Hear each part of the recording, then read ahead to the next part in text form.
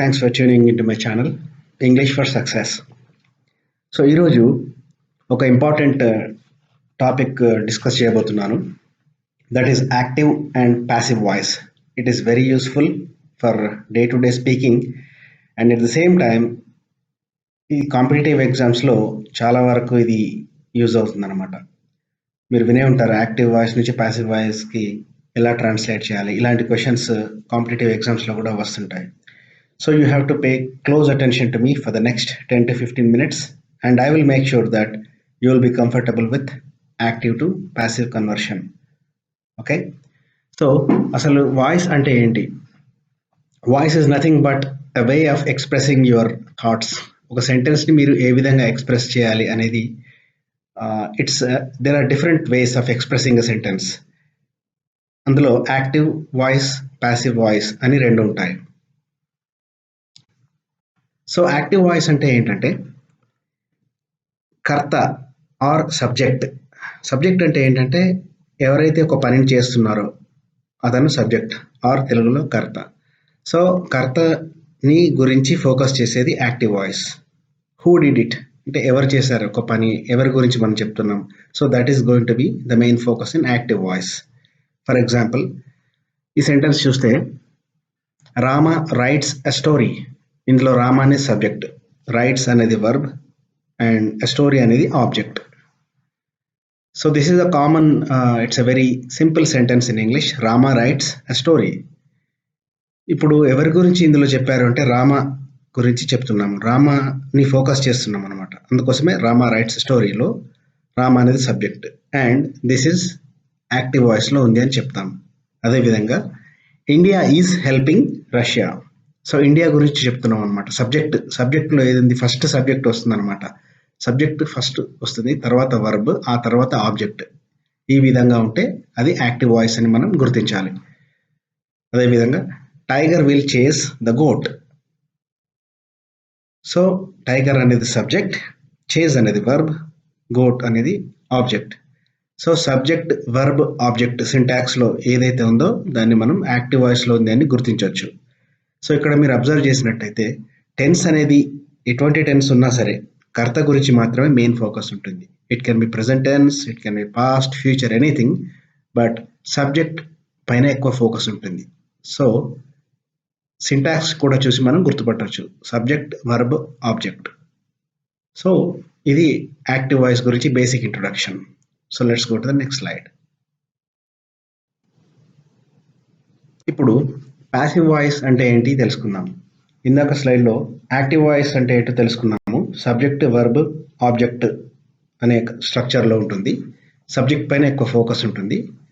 ఇప్పుడు అసలు passive voice అంటే ఏంటి, దాని స్ట్రక్చర్ ఎలా ఉంటుంది ఈ స్లైడ్ అండ్ నెక్స్ట్ స్లైడ్లో చూద్దాం. ప్యాసివ్ వాయిస్ అంటే ఎవరిపై యాక్షన్ జరగబడిందో ఆర్ ఆబ్జెక్ట్ని ఫోకస్ చేస్తుంది. యాక్టివ్ వాయిస్లో ఏంటంటే ఎవరు చేశారు అనేది ఇంపార్టెంట్. ప్యాసివ్ వాయిస్లో ఏం జరిగింది లేదా ఎవరిపై జరిగింది అనేది ఇంపార్టెంట్. సబ్జెక్ట్ కంటే ఎక్కువగా ఆబ్జెక్ట్ అనేది ఎక్కువ ఇంపార్టెంట్ అవుతుంది అనమాట. సో ఇప్పుడు మీరు చూసినట్టయితే ఫస్ట్ సెంటెన్స్ యాక్టివ్ వాయిస్లో రాశాను, రామ రైట్స్ ఎ స్టోరీ. ఇంతకుముందు ఎగ్జాంపుల్ తీసుకుంటే that is subject verb object. But passive వాయిస్కి వచ్చేసరికి story is written by Rama. So active వాయిస్లో ఏదైతే ఆబ్జెక్ట్ ఉందో దాన్ని మనం ఇక్కడ సబ్జెక్ట్గా మార్చాం ఆర్ అది ఇంటర్చేంజ్ చేసాం. స్టోరీ అనేది ముందుగా పెట్టాము, రామ అనేది చివరిగా వస్తుంది. So story is written by Rama. ఇక్కడ ఇంపార్టెన్స్ దేనికి ఇచ్చాము, స్టోరీ అనే దానికి ఎక్కువ ఇంపార్టెన్స్ ఇచ్చాం అనమాట. అప్పుడప్పుడు స్టోరీ ఈజ్ రిటన్ అక్కడి వరకు కూడా సెంటెన్స్ కరెక్టే. ఆ సందర్భంలో రామ అనేది ఇంపార్టెంట్ కాకపోవచ్చు. సపోజ్ కొన్ని ఎగ్జాంపుల్స్ మీరు న్యూస్ పేపర్లో కూడా చూస్తుంటారు. ఫ్యూయల్ ప్రైజెస్ హైక్డ్ అని వస్తుంది ఒక వార్త, అంటే ఫ్యూయల్ ప్రైజెస్ పెరిగాయి. ఎవరు పెంచారు అన్నది అక్కడ ఇంపార్టెంట్ కాదు, ఎందుకంటే అందరికీ తెలుసు గవర్నమెంట్ పెంచుతుంది. కాబట్టి ఫ్యూయల్ ప్రైజెస్ హైక్డ్ అని చెప్పినప్పుడు అక్కడ సబ్జెక్ట్ అనేది అంత ఇంపార్టెంట్ కాదు, బట్ ఆ ఫ్యూయల్ అనేది ఇంపార్టెంట్. కాబట్టి ఫ్యూయల్ ప్రైసెస్ హైక్డ్ అనేది ప్యాసివ్ వాయిస్. సో నేను చెప్పే పాయింట్ ఏంటంటే ప్యాసివ్ వాయిస్లో ఆబ్జెక్ట్ పైన ఎక్కువగా ఇంపార్టెన్స్, ఆబ్జెక్ట్ పైన ఎక్కువగా ఫోకస్ ఉంటుంది. అండ్ స్ట్రక్చర్ కూడా ఎలా ఉంటుందంటే ఫస్ట్ సబ్జెక్ట్ అదే ఆబ్జెక్ట్ని సబ్జెక్ట్గా మార్చాము ఇక్కడ. అక్కడ స్టోరీ ఫస్ట్ సెంటెన్స్లో రామా రైట్స్ అ స్టోరీ అని ఉంది. ఇప్పుడు ప్యాసివ్కి వచ్చేసరికి ఆ స్టోరీ అనేది ఫస్ట్లో పెడతాం. ఆ స్టోరీ తర్వాత రైట్స్ అనేది ఈజ్ రిటర్న్ గా మారిందనమాట. కొంచెం ట్రాన్స్ఫార్మ్ అయింది, వర్బ్ అనేది చేంజ్ చేసాం. తర్వాత సబ్జెక్ట్ అక్కడ రామ అనేది ఇక్కడ ఆబ్జెక్ట్ అయిపోయింది అనమాట. సో ఇక్కడ ఏమైంది, బై రామ అని వచ్చింది. So the first one has gone to the last one has come to the first. Rama rights a story is written by Rama. So ఈ యారో మార్క్స్ మీరు అబ్జర్వ్ చేయండి. సో ఏ వర్డ్ ఎక్కడికి మూవ్ అయింది అనేది మీరు తెలుసుకోవచ్చు. ఫర్దర్ స్లైడ్స్లో నేను ఇంకా ఎక్స్ప్లెయిన్ చేస్తాను. అసలు ప్యాసివ్ వాయిస్ని గుర్తించడం ఎలా అనేది ఈ స్లైడ్లో డిస్కస్ చేద్దాం. ప్యాసివ్ వాయిస్లో వర్బ్ 3 తర్వాత సబ్జెక్ట్ వస్తుంది. So thumb rule is passive వాయిస్లో ఎప్పుడు కూడా వర్బ్ 3 అంటే third form of the verb ఉంటుంది. ఫర్ ఎగ్జాంపుల్ ఈట్, ఎయిట్, ఈటెన్లో ఈటెన్ అనేది V3 or third form of the verb or past participle అంటారు. సో ఆ థర్డ్ ఫార్మ్ అనేది కంపల్సరీగా ఉంటుంది ప్యాసివ్ వాయిస్లో. For example the cake is prepared by mother. So ఇక్కడ ప్రిపేర్డ్ అనేది థర్డ్ ఫామ్. ఆ తర్వాత ఎవరు చేశారు అనేది ఎప్పుడైనా కూడా వర్బ్ తర్వాత వస్తుంది, వర్బ్ 3 తర్వాత వస్తుంది. సో ఇక్కడ ఎవరు చేశారు, మదర్ హ్యాస్ ప్రిపేర్డ్. సో ఇక్కడ ఏమైందంటే the cake is prepared by mother. So verb 3 అనేది ఫస్ట్ వచ్చింది, ఆ తర్వాత సబ్జెక్ట్ వచ్చింది. That is the order. So passive వాయిస్ని గుర్తించడం ఎలా అనేది థంబ్ రూల్లో ఏంటంటే వర్బ్ 3 ఉంటుంది, ఆ తర్వాత సబ్జెక్ట్ వస్తుంది. అఫ్ కోర్స్ ఆబ్జెక్ట్ అనేది ముందుగా పెట్టాం. ద కేక్ అనేది ఇక్కడ object, is prepared is the verb, and by mother అనేది సబ్జెక్ట్. చేసిన వ్యక్తి ఎవరు, మదర్, కాబట్టి అది సబ్జెక్ట్. సో ఇంకొక రూల్ ఏంటంటే సెంటెన్స్లో హెల్పింగ్ వర్బ్ అనేది ఉంటుంది. ప్యాసివ్ వాయిస్ను ఎలా గుర్తించాలి అనే దాంట్లో రెండవ పాయింట్. ఒక సెంటెన్స్లో హెల్పింగ్ వర్బ్ అనేది వస్తుంది ప్యాసివ్ వాయిస్లో ఉన్నప్పుడు. For example the exam is being written by me. ఇక్కడ ఈజ్ బీయింగ్ అనేది helping verb. So the exam is being written by me, ఇది ప్యాసివ్ వాయిస్లో ఉందని మనం చెప్పొచ్చు ఈజ్ బీయింగ్ అనేదాన్ని చూసి. అదేవిధంగా the cat will be chased. So ఇక్కడ విల్ బీ అనేది హెల్పింగ్ వర్బ్. ఈ విధంగా మనం ప్యాసివ్ వాయిస్ని గుర్తించవచ్చు. The first point is passive వాయిస్లో వర్బ్ 3 అనేది తప్పకుండా ఉంటుంది, దాని తర్వాతనే సబ్జెక్ట్ వస్తుంది. సెకండ్ పాయింట్ ఏంటంటే సెంటెన్స్లో హెల్పింగ్ వర్బ్ ఉంటుంది. సో ఈ రెండింటి ద్వారా మీరు ఒక సెంటెన్స్ అనేది ప్యాసివ్ వాయిస్లో ఉందా లేదా అని కన్ఫర్మ్ చేసుకోవచ్చు. So let's go to the next slide. Okay, so ఇక్కడ నేను ఒక చార్ట్ ప్రిపేర్ చేశాను. యాక్టివ్ వాయిస్లో ఉన్నటువంటి వర్డ్ ప్యాసివ్ వాయిస్లో మారేటప్పుడు ఏ విధంగా మార్పు చెందుతుంది. సో యాక్టివ్ టు ప్యాసివ్ అనే ట్రాన్స్ఫర్మేషన్లో ఎలా చేంజ్ అనేది ఎలా వస్తుంది అనేది ఈ చార్ట్ చూసి మీరు తెలుసుకోవచ్చు. యాక్టివ్ వాయిస్లో ఐ అనేది ఉంటే అది ప్యాసివ్ వాయిస్లో కన్వర్ట్ చేసేటప్పుడు బై మీ అవుతుంది. For example I like ice cream అనేది యాక్టివ్. ఎందుకు యాక్టివ్, ఎందుకంటే సబ్జెక్ట్ వర్బ్ ఆబ్జెక్ట్ ఫామ్లో ఉంది కాబట్టి యాక్టివ్ వాయిస్. సో ఇది ప్యాసివ్ వాయిస్లో మీరు కన్వర్ట్ చేస్తే, ట్రాన్స్లేట్ చేస్తే ఆబ్వియస్లీ ఐస్ క్రీమ్ అనేది ముందుకు తీసుకురావాలి. Ice cream is like by me. So అక్కడ ఐ అనేది ఇక్కడ చివరికి వచ్చేసరికి బై మీ అయిపోయింది. అదేవిధంగా హీ అనేది బై హిమ్, దే అనేది బై దెమ్, వి అనేది by us, she by her, యూలో తేడా ఉండదు. You drive a bike is driven by you. మీరు ఇప్పుడు ఆ ప్యాసివ్ కాలమ్ని అబ్జర్వ్ చేయండి, అందులో ప్రతి ఒక్క వర్బ్ కూడా థర్డ్ ఫామ్లో ఉంది. సో ఇంతకుముందు స్లైడ్లో చెప్పినట్టుగా ప్యాసివ్ వాయిస్లో కంపల్సరీగా V3 ఉంటుంది, ఆ తర్వాతనే సబ్జెక్ట్ ఉంటుంది. సో అది ఇక్కడ సాటిస్ఫై అయింది. ఈ చార్ట్ చూస్తే మీకు పోయిన ప్రీవియస్ స్లైడ్కి దీనికి కనెక్షన్ మీరు అర్థం చేసుకోవాలి. So this is how you convert from active to passive. And let us see few more examples in the coming slide.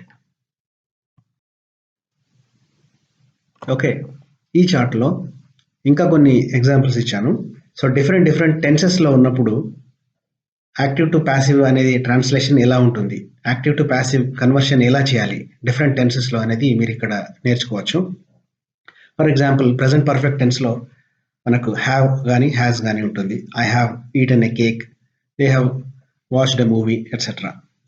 So ఇక్కడ యాక్టివ్ నుంచి ప్యాసివ్కి వెళ్ళేసరికి ఎలా చేంజ్ అవుతుంది హ్యావ్ అనేది, అది మీరు ఇప్పుడు చూడొచ్చు ఈ చార్ట్లో. హ్యావ్ బికమ్స్ హ్యాస్ బీన్, లేదా have becomes have been.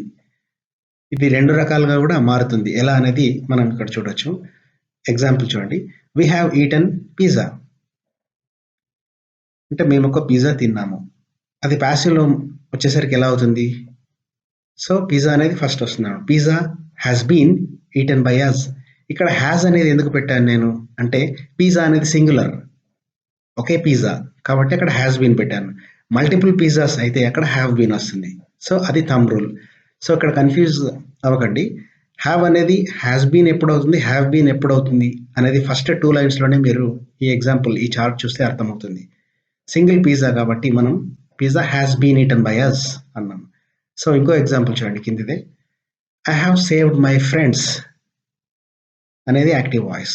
Friends అంటే ప్లూరల్, మల్టిపుల్ ఫ్రెండ్స్ అనమాట, ఒకటి కన్నా ఎక్కువ. కాబట్టి I have saved my friends. అది ప్యాసివ్కి వచ్చేసరికి ఏమవుతుంది, my friends have been saved by me. So ఇక్కడ హ్యావ్ బీన్ వాడాను ఎందుకంటే ఫ్రెండ్స్ అనేది మల్టిపుల్ కాబట్టి. So that is the rule. So let us go to the next line, has. Has becomes has been. For example, she has killed a snake అనేది active. So ప్యాసివ్లో మార్చితే a snake has been killed by her. So rule is same.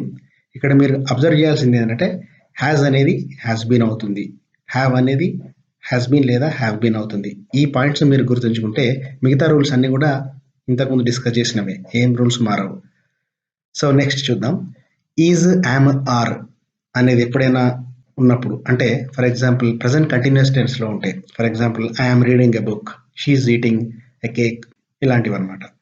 So అలా ఉన్నప్పుడు ప్యాసివ్కి వచ్చేసరికి is plus being plus third form of the verb. For example I'm writing a letter, నేను letter రాస్తున్నాను అనేది యాక్టివ్. సో ప్యాసివ్లకు మారిస్తే a letter is being written by me. So is being అనేది అక్కడ important, you need to focus on that. So continuous టెన్స్లో ఉన్నప్పుడు మనం యాక్టివ్ నుంచి ప్యాసివ్కి మార్చినప్పుడు ఈజ్ బీయింగ్ అనేది యాడ్ అవుతుంది. Is being plus V3, write, wrote, written. So letter is being written by me. అదేవిధంగా ఫ్యూచర్ టెన్స్ వాడారనుకోండి, విల్ అనేది విల్ బీగా మారుతుంది. For example Raju will win the game will be won by Raju. Win, won, won. So అలా the game will be won by Raju. So ఇక్కడ మీరు focus చేయాల్సింది ఏంటంటే యాక్టివ్ నుంచి ప్యాసివ్కి మారినప్పుడు హ్యావ్, హ్యాజ్ లేదా యామ్, ఆర్, విల్ ఇవి ఎలా మారుతున్నాయి అనేది అబ్జర్వ్ చేయాలి. And as I always advice, come up with your own sentences. You right your own sentences and try to read it out. So మీరు ఓన్గా సెంటెన్సెస్ క్రియేట్ చేసి practice చేయండి. All the best. Well, thank you very much for watching my channel. For more videos like this, please click on the bell icon and subscribe. And please like and share my videos. Thanks for watching. We'll meet again.